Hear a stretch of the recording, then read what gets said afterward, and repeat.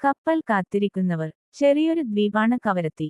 തെളിഞ്ഞ നീലാകാശവും അതിന് ചുവട്ടിൽ കണ്ണഞ്ചിപ്പിക്കുന്ന കടൽക്കാഴ്ചകളുമുള്ള ശാന്തമായ ഒരിടം.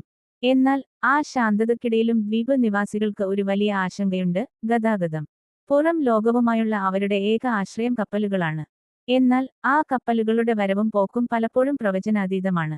ദ്വീപിലെ സ്കൂളിൽ 9ാം ക്ലാസ്സിൽ പഠിക്കുന്ന ഫാത്തിമയ്ക്ക് എപ്പോഴും ഒരു സ്വപ്നമുണ്ടായിരുന്നു: ഒരിക്കൽ കൊച്ചിയിലെ വലിയ നഗരം കാണണം. അവളുടെ ഉമ്മ സഫിയയുടെ കണ്ണിന് ചെറിയൊരു പ്രശ്നമുണ്ട്. വിദഗ്ധ ചികിത്സയ്ക്ക് കൊച്ചിയിലെ ആശുപത്രിയിൽ പോകണമെന്ന് ഡോക്ടർമാർ നിർദ്ദേശിച്ചിട്ട് മാസങ്ങളായി. മോനെ, കപ്പൽ വരുമോ ആവോ? ടിക്കറ്റ് കിട്ടുമോ എന്തോ? ഓരോ ദിവസവും സഫിയ ഉത്കണ്ഠയോടെ ചോദിക്കും. ദ്വീപിൽ നിന്ന് പുറത്തേക്ക് പോകാൻ ആഴ്ചയിൽ 1-2 കപ്പലുകൾ മാത്രമേ ഉണ്ടാവൂ. അതും കൃത്യസമയത്ത് എത്തുകയോ പുറപ്പെടുകയോ ചെയ്യില്ല. ചിലപ്പോൾ വലിയ കാലതാമസം ഉണ്ടാകും, മറ്റു ചിലപ്പോൾ അവസാന നിമിഷം യാത്ര റദ്ദാക്കും. ടിക്കറ്റ് കിട്ടുക എന്നത് ഭാഗ്യം പോലെയാണ്. ആവശ്യക്കാരേറെ, കപ്പലുകളാകട്ടെ എണ്ണം കുറവ്. ഫാത്തിമയുടെ ബാപ്പ ഹസ്സൻ ദിവസവും പോർട്ട് ഓഫീസിൽ അന്വേഷിക്കും. മിക്കപ്പോഴും നിരാശയോടെയാണ് മടങ്ങിവരിക. ഇപ്പോഴും ഉറപ്പായിട്ടില്ല, ഹസ്സൻ ഭായ്. ഒരുപക്ഷേ നാളെ വന്നേക്കാം എന്ന മറുപടി കേട്ട് അയാൾ മടുത്തു. ഉമ്മയുടെ കണ്ണിന്റെ വേദന കൂടുമ്പോൾ ഫാത്തിമയുടെ മനസ്സിൽ സങ്കടം നിറയും.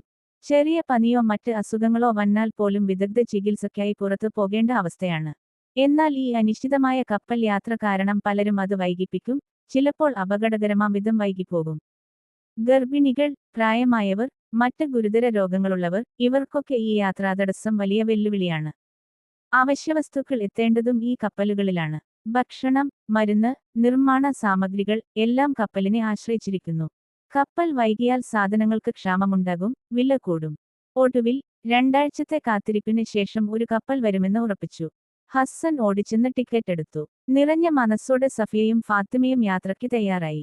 കപ്പൽ തുറമുഖത്ത് നങ്കൂരമിട്ടപ്പോൾ ഒരുപാട് ദിവസത്തെ കാത്തിരിപ്പിന് വിരാമമായതിലുള്ള ആശ്വാസം എല്ലാവരുടെയും മുഖത്തുണ്ടായിരുന്നു. കൊച്ചിയിലേക്കുള്ള കടൽ യാത്രക്കിടയിൽ ഫാത്തിമ ജനലിലൂടെ പുറത്തേക്ക് നോക്കി.